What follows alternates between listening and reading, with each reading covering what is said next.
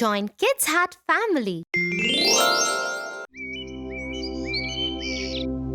Tia, I can't believe I lost my lucky charm. I've had it for years and now it's gone. Oh no, Tofu. Don't worry. Sometimes things like this happen for a reason. What do you mean? Well, sometimes we lose something important because it's time for us to let it go and move on to bigger and better things. But how am I supposed to move on without my lucky charm? Well, I have a story that might help. It's a story about a young prince who, like you, had lost something very dear to him. What did he lose? He lost his magic amulet, a gift from his late mother. The amulet had the power to grant him any wish he desired. Wow, that sounds amazing. What happened to the prince? The prince and his magical amulet. Well, the prince was heartbroken when he realized the amulet was gone. He searched high and low, but he could not find it. He began to lose hope and he became depressed and withdrawn. But one day, while walking through the forest, the prince came across a wise old owl. Hello, young prince. Why do you look so sad? Oh, wise owl, I have lost my magic amulet and I do not know how I will ever be happy again. Do not despair, young prince, for the amulet was not the source of your happiness. It was your own kindness, compassion, and pure heart that truly made you happy. But how can I be happy without the amulet? The amulet may have granted your wishes, but it was your own actions that brought joy to others. You can continue to spread happiness and kindness even without the amulet. The prince thought about the owl's words and realized he was right. He had always found joy in helping others, and he realized that he did not need the amulet to do so. So the prince set off on a journey to spread love and kindness throughout the kingdom. And as he traveled, he found that he was happier than he had ever been before. As he traveled, he encountered many people and animals in need of help. And with each kind act, the prince's heart grew fuller and happier. He helped an old man carry his heavy bags across the river. He saved a group of kittens from a burning barn. And he even taught a group of lost children how to find their way home. As the prince's reputation for kindness and compassion spread throughout the kingdom, more and more people and animals came to him for help. And the prince, with the help of his friends, was always there to lend a helping hand. But as much as the prince enjoyed helping others, he also missed his magic amulet. He often thought about where it might be and who might have it. One day, as the prince was walking through the forest, he heard a faint voice calling out to him. Prince, Prince, can you hear me? The prince followed the voice until he came upon a small enchanted pond. And there, floating on the surface, was his magic amulet. Prince, I am so glad you found me. I have been waiting for you. Amulet, is it really you? I can't believe it. Yes, it is me, your magic amulet.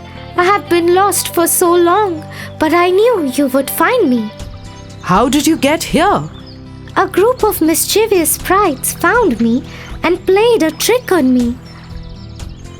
They hid me in this enchanted pond. But now that you have found me, I can return to you and grant your wishes once again. Amulet, I don't need you to grant any of my wishes anymore. I have learned that happiness comes from within, and I can spread joy and kindness to others without the use of magic. Oh Prince, You have truly grown and learnt the value of compassion. You no longer need me to grant your wishes, for you have the power to make your own happiness. Thank you, Amulet. I will always cherish you, but I think it's time for you to return to the gods. They are the ones who truly possess the power of magic. Very well, Prince. I will return to the gods, but know that I will always be with you in spirit, guiding and protecting you. The prince thanked the amulet and sent it back to the gods. And as he continued his journey, he knew that he had the power to make his own happiness and the happiness of those around him. Wow, Tia, this was a really good story. I'm glad you liked it, Tofu. The moral of the story is that happiness comes from within, and we can all spread joy and kindness to others, no matter what we have or don't have. I see what you mean, Tia. I think I can be happy even without my lucky charm. I am sure you can, Tofu. You have a kind and pure heart, just like the prince. Thank you for telling me such a beautiful story, Tia.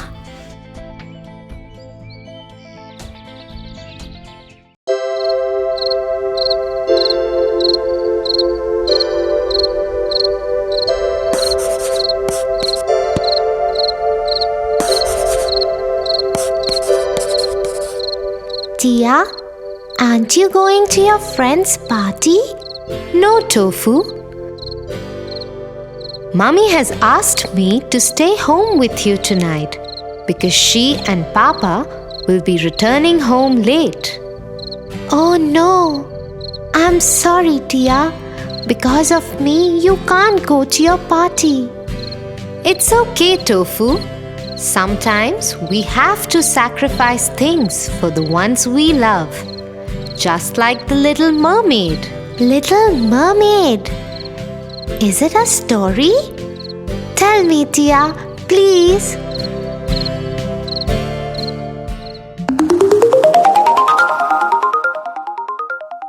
The Little Mermaid.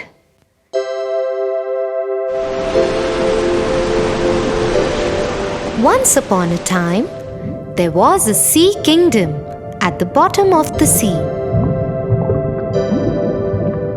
The king of the seas had 6 beautiful daughters who were mermaids.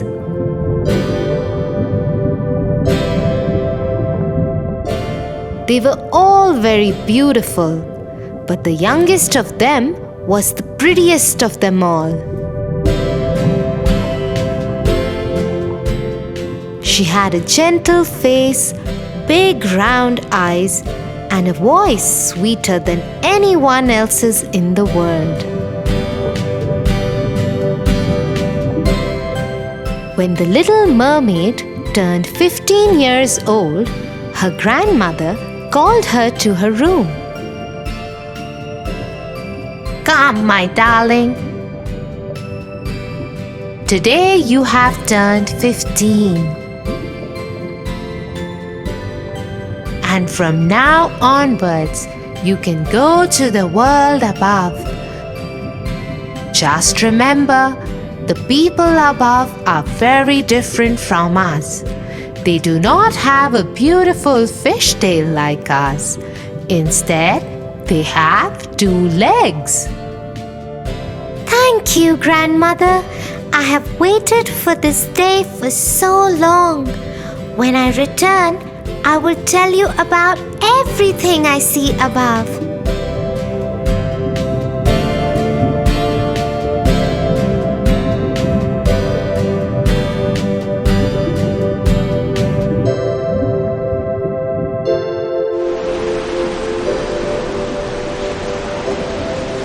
That night, the Little Mermaid went to the surface of the water. The sight of the stars and the cool breeze that touched her face took her breath away. She was just getting used to the feeling when she saw a big ship cross in front of her. Aboard it were many men, and they were celebrating the birthday of the young prince who had just turned 16. The little mermaid was mesmerized with the handsome looks of the prince. She couldn't take her eyes off him as the ship sailed past her. She was so lost in him that she did not notice the storm build up in the sky and the sea begin to rage. The ship had only sailed a little further when the storm shook it up. The sailors tried to stir it to safety, but many men, including the prince, fell into the sea. The little mermaid rushed to him and saved him from drowning. She took him ashore. Don't worry, you are safe. Open your eyes. But the prince lay unconscious. The mermaid decided to get help.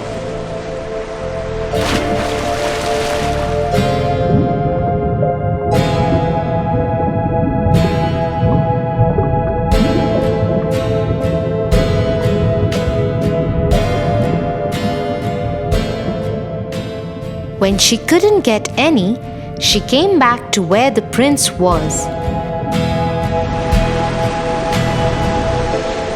She saw him surrounded by many people. A beautiful princess was kneeling by him as others worked to awaken him.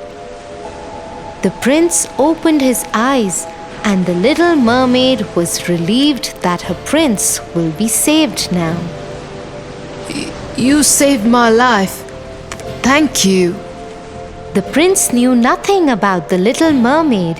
He didn't even know that it was she who had actually saved his life. This broke the mermaid's heart. She went back to her father's home.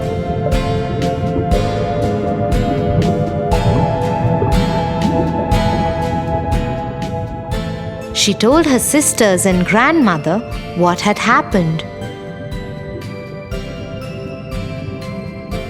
Forget him, child. Humans and we are very different.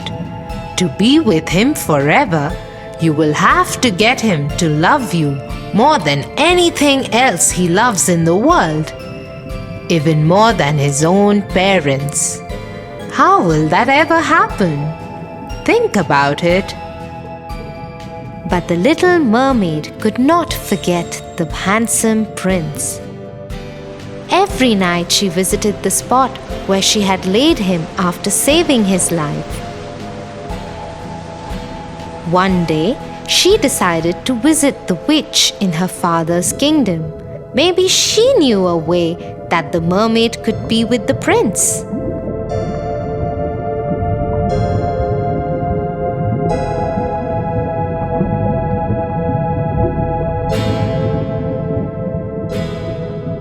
Yes, there is a way.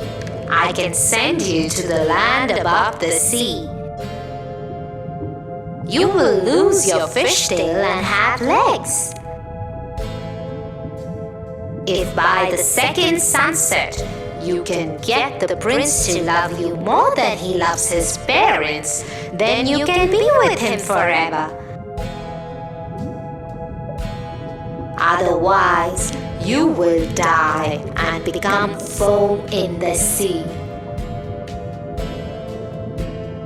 But in return, you must give me your voice. But without my voice, how will I make the prince fall in love with me? You still have your pretty face and eyes. You will also be the most beautiful dancer anyone has ever seen. Now go. In a flash, the mermaid found herself on the land. Her fishtail turned into human legs. It caused her pain, but she could not even scream because the witch had taken her voice away.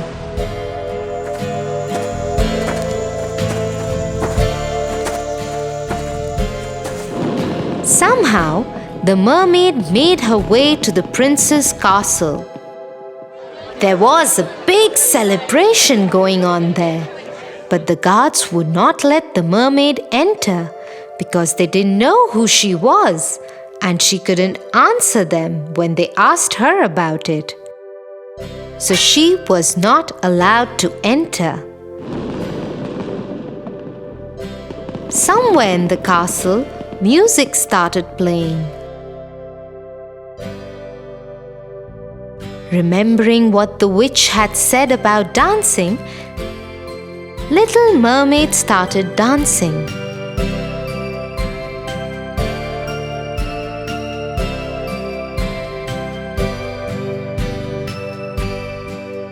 Oh, I have never seen anyone dance so beautifully. Maybe she has come to dance for the royal family in the celebrations.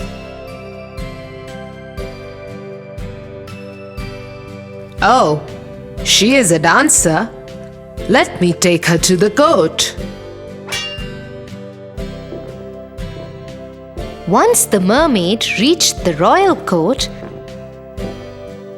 she saw that the celebration was for the wedding of the prince. Little Mermaid was heartbroken. She thought the only way of meeting the prince now would be to dance and draw his attention towards her. And so she performed a beautiful dance for the royal family.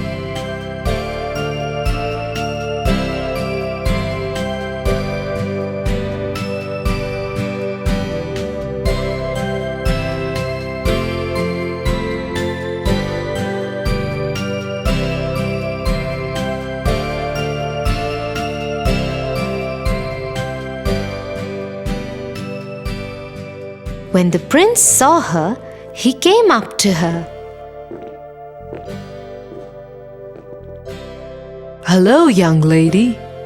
I have seen you in my dreams. Who are you? In his heart, the prince hoped that she would be the one who had saved him from drowning. He longed to hear the voice that had saved him when he was dying. But no sound came out when the little mermaid tried to reply. Forgive me. I think I am confused between you and someone else. But please do join us. The prince led her to the ship on which the wedding was going to take place. Many people spoke to her, but she could not answer anyone. The princess was especially kind to her and took special care of her. I know you saved the prince that day. Thank you. Because of you, I have found the love of my life. Please always stay with us. The little mermaid saw that the princess and the prince loved each other and were very happy together. She decided not to pursue the prince anymore. He belonged to another woman. Although her heart ached to let him go, she happily attended the wedding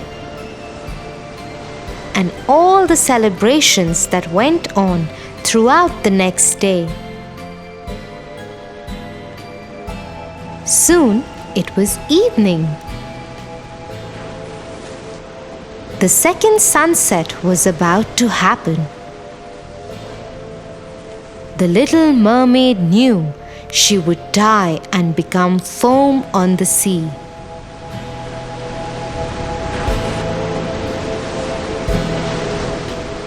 As she stood there, looking at the prince and his princess, she heard some voices behind her. She turned around to see. Her sisters were there in the water. But all of them had very short hair now, instead of the long flowing locks they used to have earlier. Sisters, what are you doing here? We have come to save you. We went to the witch. In exchange of her hair, she gave us this knife. If you stab the prince through his heart before sunset, you can be saved. Handing the knife to the youngest sister, all the other sisters vanished under the water once again. The little mermaid stood there holding the knife to her heart.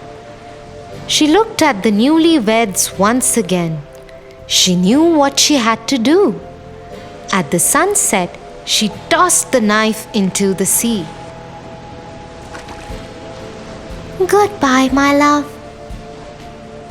And so, for the happiness of her beloved prince, the little mermaid sacrificed her own life and joined the sea as foam.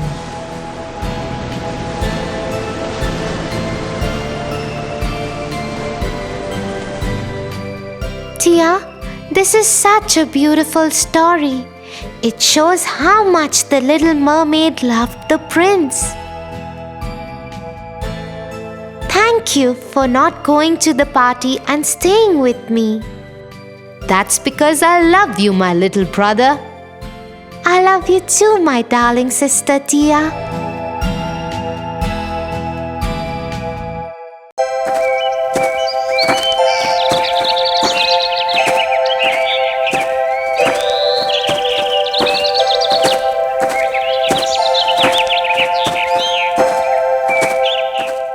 You know, my friend John stays with his cousins.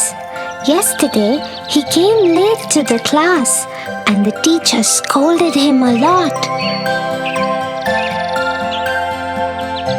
John said his cousin brothers made him finish their course before they let him leave for school.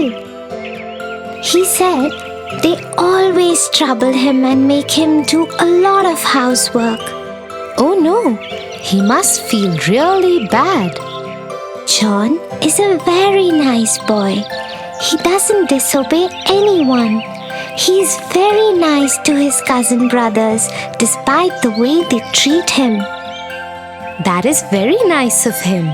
We should always forgive people for their mistakes. Have you heard the story of Cinderella?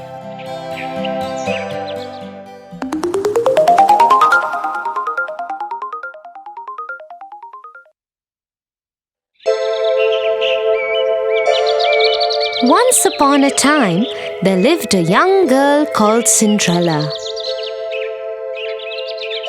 Cinderella's mother had died, and so her father had married another woman who had 2 daughters.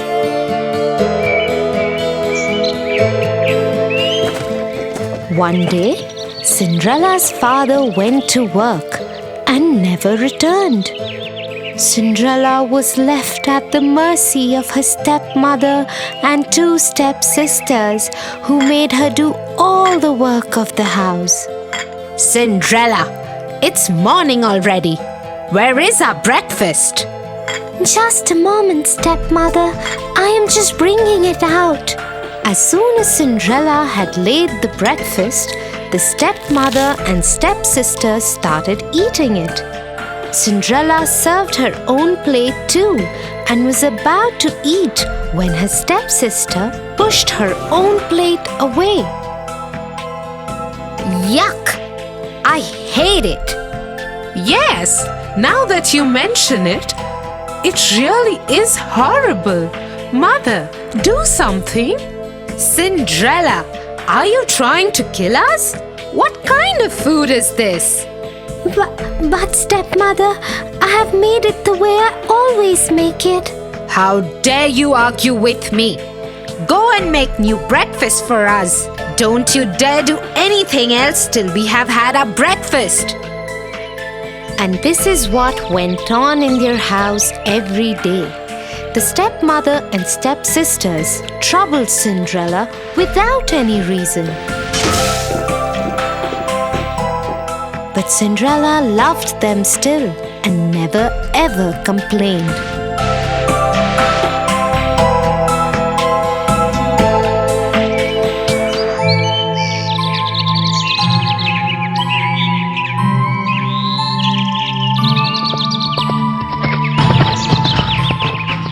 One day, an announcement was made in the village.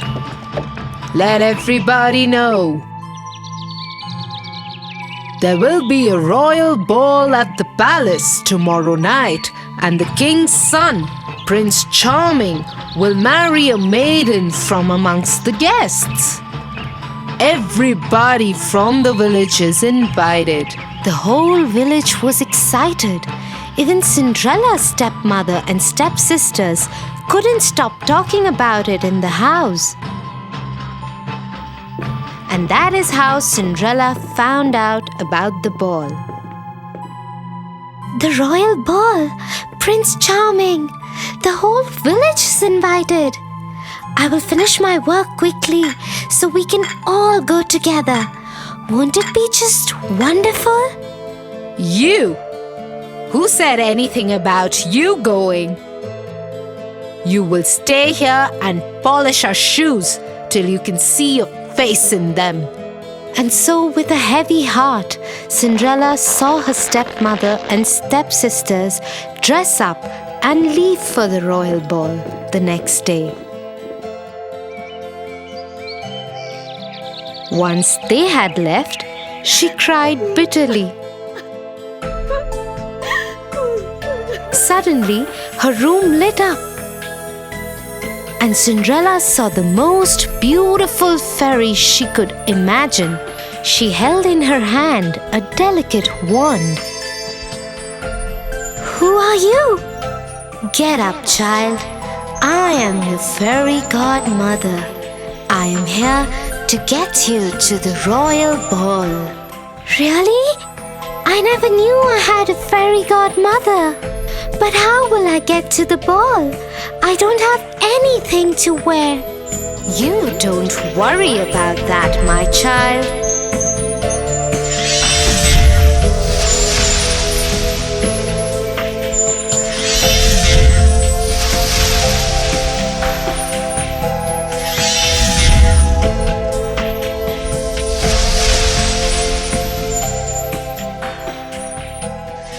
And so, in just a few minutes, Cinderella was ready for the royal ball.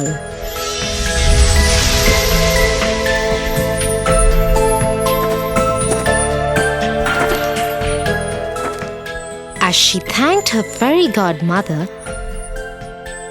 and got aboard the chariot, she received a word of caution from the fairy godmother. Remember to be back home at 12. Otherwise, the spell will wear off.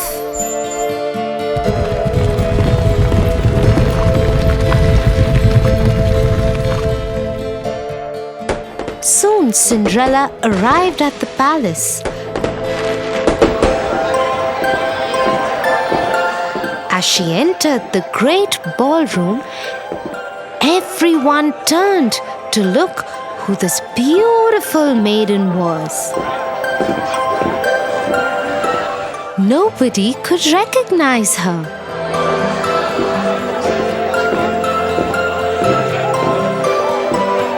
Not even her own stepmother and stepsisters. Prince Charming walked to her. May I have this dance with you? Yes, Your Highness. And so Cinderella and Prince Charming danced together throughout the evening.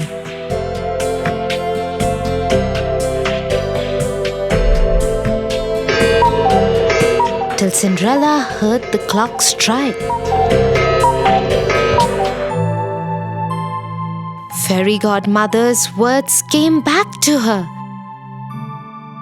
She needed to get out of there before the clock struck 12. Without saying a word, she tore away from the prince's grasp and ran out of the palace. The prince ran after her. "Wait, wait! What is wrong? Why are you running? I don't even know your name." But Cinderella dared not wait or even look back. Her beautiful gown was already turning into rags again. Her hair was coming loose from the perfect bun that the fairy godmother had made for her. She didn't even stop when one of the glass slippers came off her foot and fell in the palace driveway. She ran out of the palace gates and vanished into the darkness on a path that led to her home. Once home, she went back to polishing the shoes that had been given to her and decided never to speak to anyone about the ball.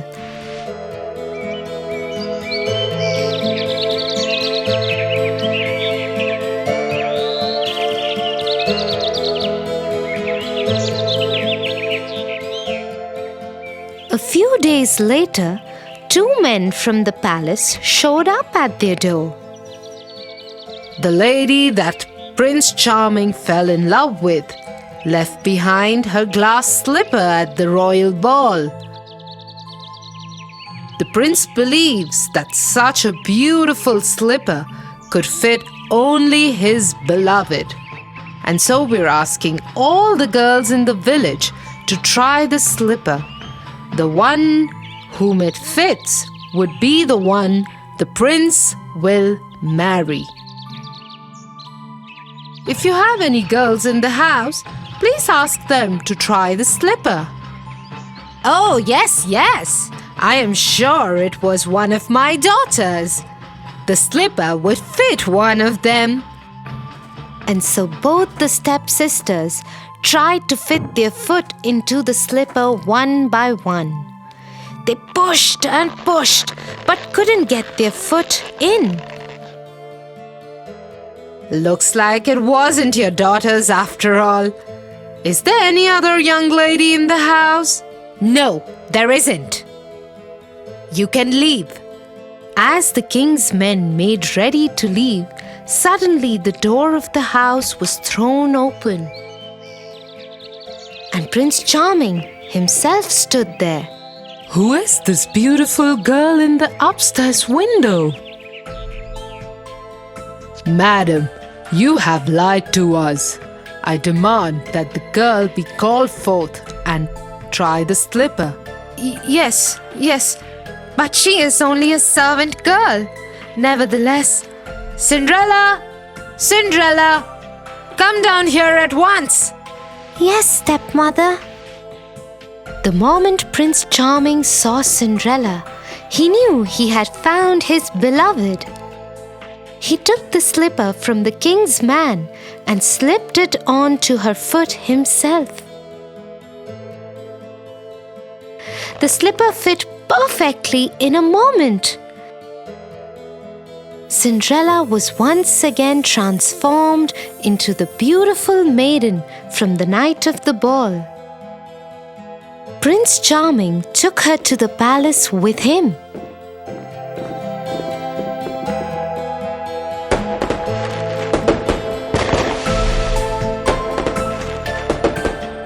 He ordered that the stepmother and stepsisters be punished for lying to the king's men and treating Cinderella so badly and rudely.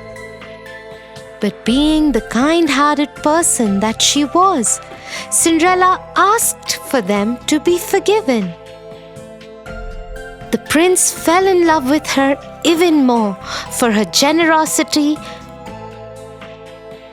and they lived happily ever after. Wow, Tia, how wonderful is it to forgive people? Thank you for telling me this story. I will tell it to John too. I'm sure he will like it. Okay, shall we go home now? I think it's getting late.